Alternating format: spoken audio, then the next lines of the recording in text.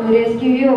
A very good morning to one and all present over here. I am Riva Patel from class 9B, presenting a story before you. This story is for everyone out here who believes that something extraordinary needs to happen in their life to change their life completely. But all I'm asking you to do is to reconsider what is the ordinary things, not the extraordinary that you all are waiting for. Only the ordinary things which you have available in your life might be your golden opportunities.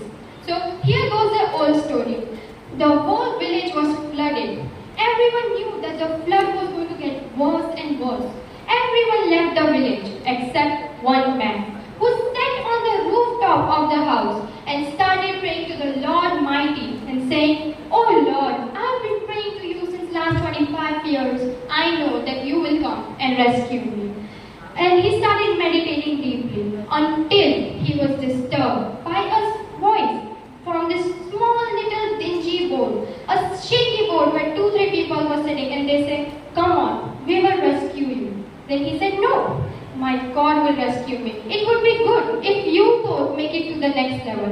He started meditating again, and this time he was again disturbed by a motorboat, more fascinating advanced boat that they also had a life jacket. They threw the life jacket at him and said, "Come on, we will rescue you."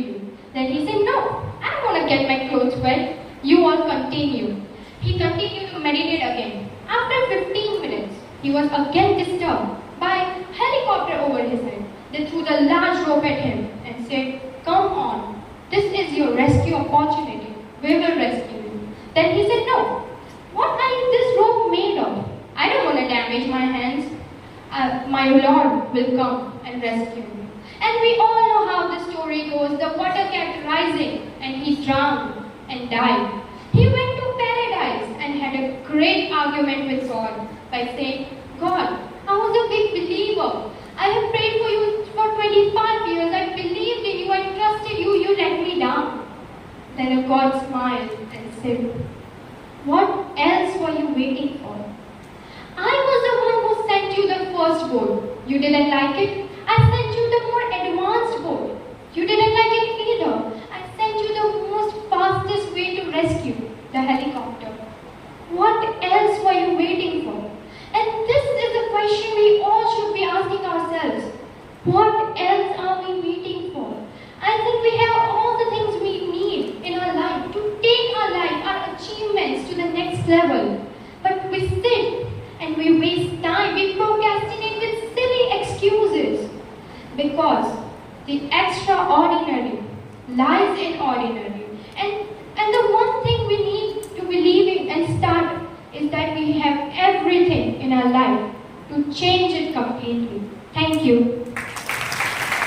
Thank you, Riva. Here comes Mani Parmar with the story titled The Servant and the Prince. If you retaliate, you are man. If you let go, you are divine. With this wonderful quote, I, Mani Parmar, standing before you to present a story. My story title is The Servant and the Prince. And the story begins. Once upon a time, in Mongolia, there lived a cruel prince. The prince was weak and was unkind to his servant. The servant was a wise and hardworking. The servant was a wise and hardworking. The prince got pleasure out of hating the servant, and he would always beat the servant black and blue without any fault of his. One day, the prince and the servant were going to a neighboring country. The prince rode a strong and sturdy horse, while the servant followed him on a frail horse. They had to travel a long distance.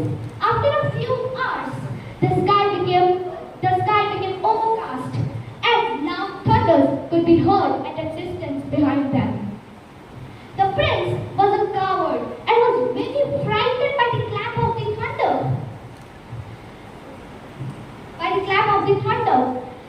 His servant had not caught up with him yet. So the prince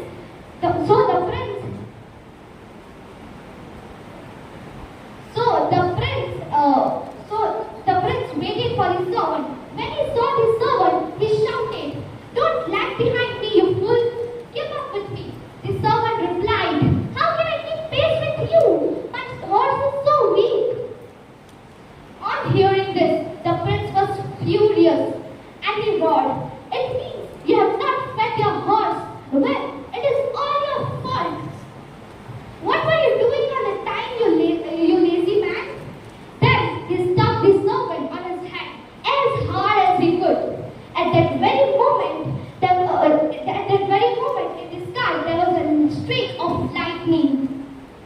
The prince became so frightened and closed his eyes tightly. The servant saw him and had a brilliant idea. He took the advantage of the opportunity and swinging his riding whip, knocked the prince on his hand. The prince thought that it would be the lightning of this, and would be the lightning struck him. He was terrified. After this incident, he had never behaved rudely with any of his servants. With this story, we learned that we must respect everyone despite their job. Thank you. Thank you, Holly. Next comes Mahek Agrawal with her story titled